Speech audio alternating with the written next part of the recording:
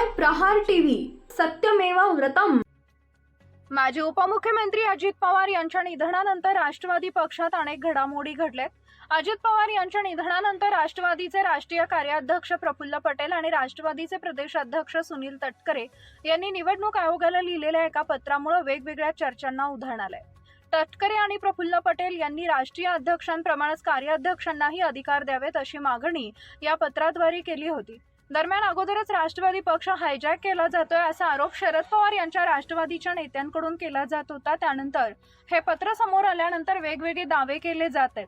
असं असतानाच आता अजित पवार यांच्या राष्ट्रवादीचे नेते तथा खासदार पार्थ पवार यांनी या सर्व प्रकरणावर स्पष्टीकरण दिलंय। तटकरे आणि प्रफुल्ल पटेल यांच्या कोणतेही कारण नसताना लक्ष केलं जात आहे असं ते आपल्या ट्विटमध्ये म्हणाले। निराधार बातम्या आणि केवळ तर्कवितर्कांवर आधारित कथा याद्वारे प्रफुल्ल पटेल आणि सुनील तटकरे यांना लक्ष केलं जाते।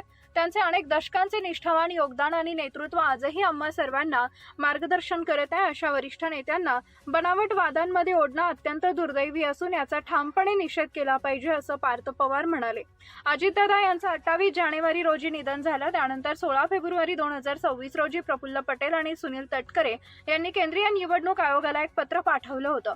या पत्रात पक्षांच्या कार्याध्यक्षांनाही राष्ट्रीय पक्षाध्यक्षांप्रमाणेच अधिकार द्यावेत अशी मागणी करण्यात आली होती।